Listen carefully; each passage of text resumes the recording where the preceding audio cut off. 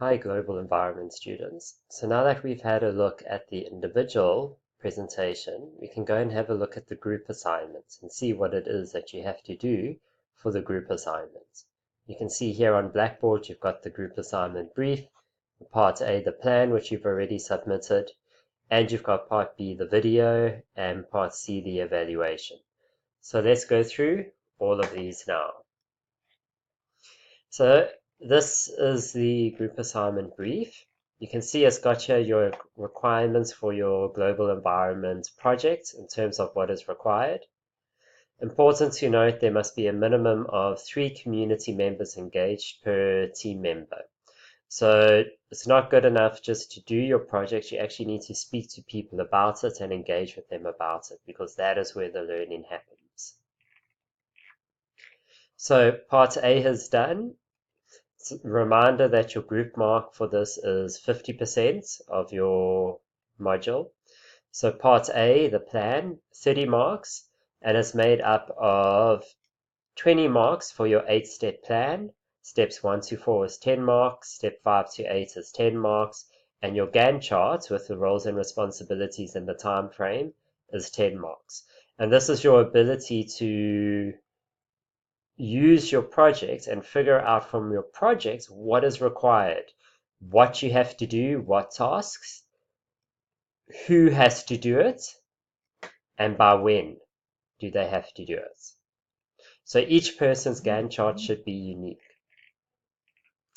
A reminder, you would also have to include your draft evaluation questionnaires for the participants of the project. Okay. And then also evaluation questionnaire for you as group members evaluating the project and if it was successful or not. So let's move on to part B. Part B is the video, and a reminder that the video is only 20 marks out of 100. So it's not worth a lot of marks. You can do the video in various formats. You can actually record yourselves talking, or you might even want to have a presentation which has voiceover and subtitles. You might want to use various software. You can research some software and see what is applicable and see what is free and what's available to use. And this you'll be uploading to Blackboard. So what does your video have to include? Well, you have to include a summary of your project, include photos and any videographic evidence that you must have recorded, 2 minutes on this.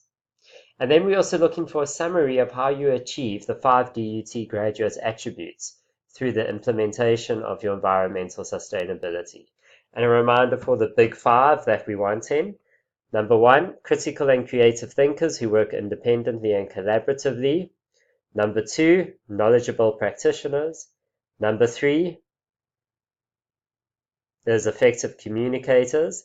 Number 4 is culturally, environmentally, and socially aware within the local and global context. And number 5 is your active and reflective thinkers. So we're expecting you to speak about all 5 of those and how you achieve them through your environmental sustainability project for 1 minute. And then 1 minute on how you achieve the graduate attributes through your group work. So the collaborative learning that you've done and the group work that you've done through this project.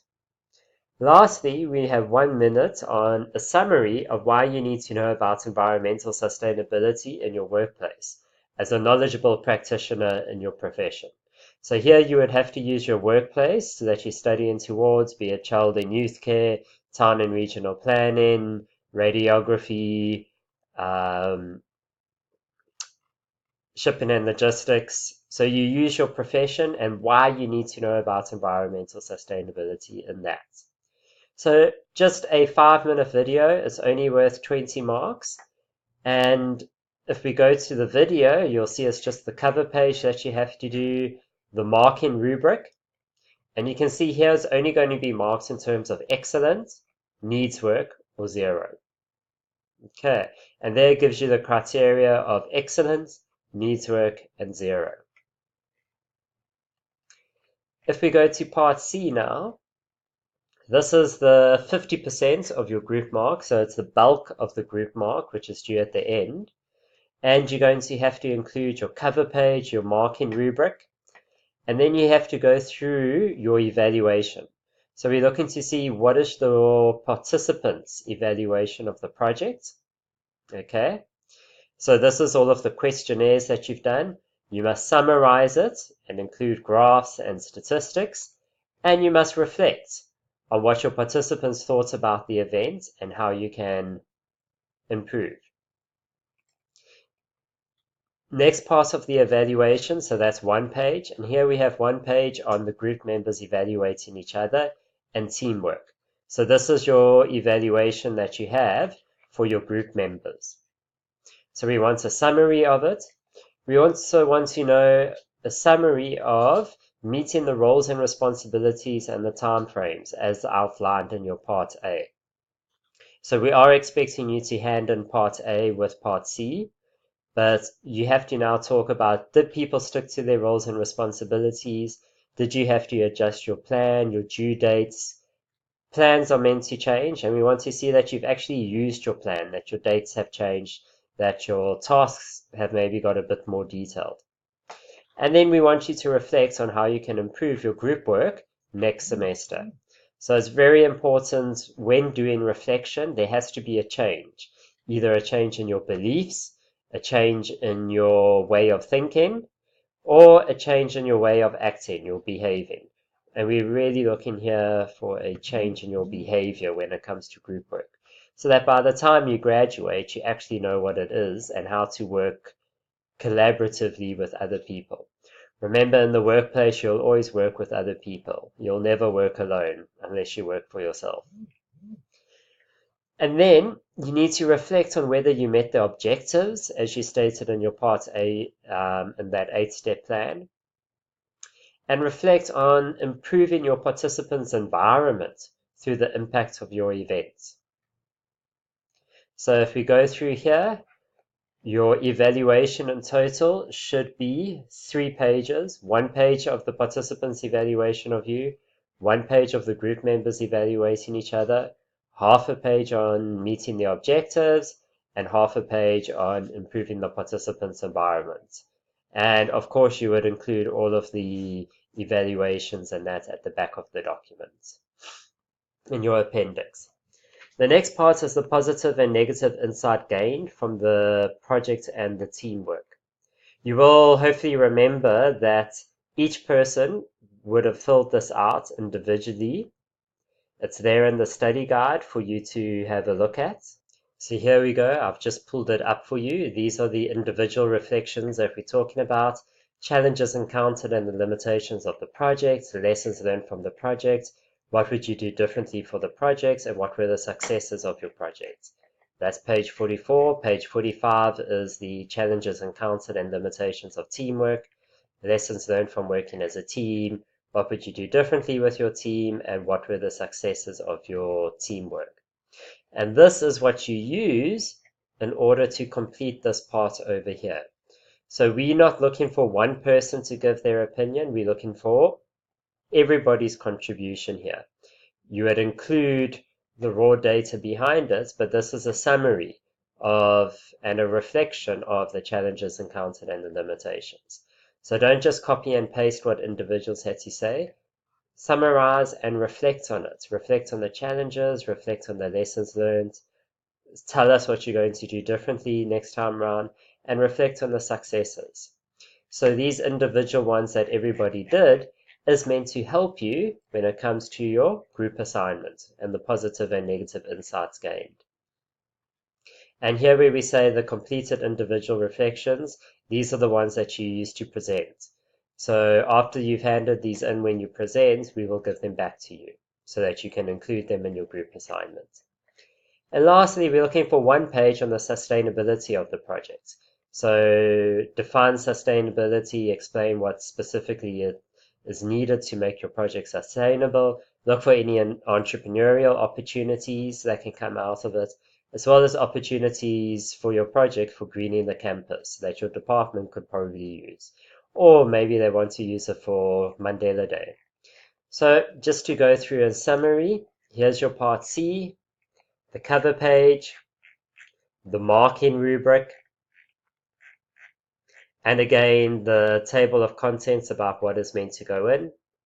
Your evaluation itself should be 3 pages typed, 1 page of the participants' evaluation of the project, 1 page group members evaluating each other and teamwork, and then half a page on meeting the objectives, a reflection of that, and half a page a reflection of improving your participants' environment.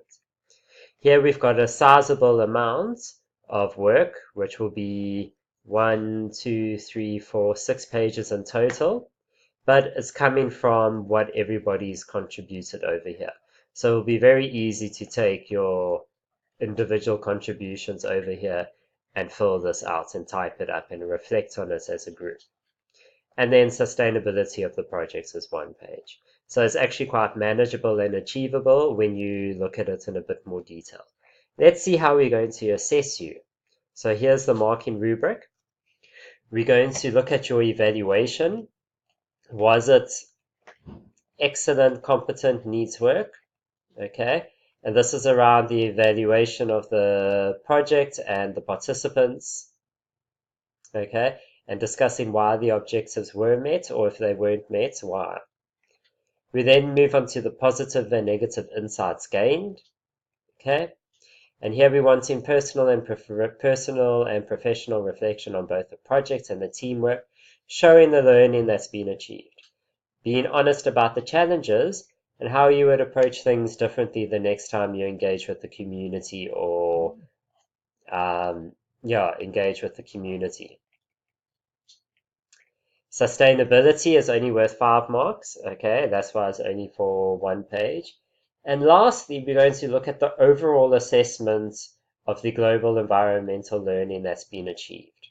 Okay, so having read the report, we will then see, okay, what has been the learning that you've achieved? We're looking for evidence of the service learning achieved through the entire project with above expectations of environmental education and team engagement. And this module is about environmental education and transformative education, which is about changing your perspective about the environment. So when we talk about transformative education, there needs to be a change in your beliefs, a change in your attitude, and a change in your behavior. Those 3. And so we're looking for a change in your belief coming through, do you now appreciate the environment better? We're looking for a change of attitude. How do you feel now about litter and about issues about climate change? Do you think it concerns you in your profession or not? And then a change in behavior. So are you actually now picking up litter if you've gone and done a litter campaign? Has there been a change of behavior already? And if there is, can you provide evidence for that? Okay. So I'm going to be doing a more detailed presentation later on about what is reflections and transformative learning. But hopefully this will help you now when it comes to your part B, your video, and part C, your evaluation. Thank you.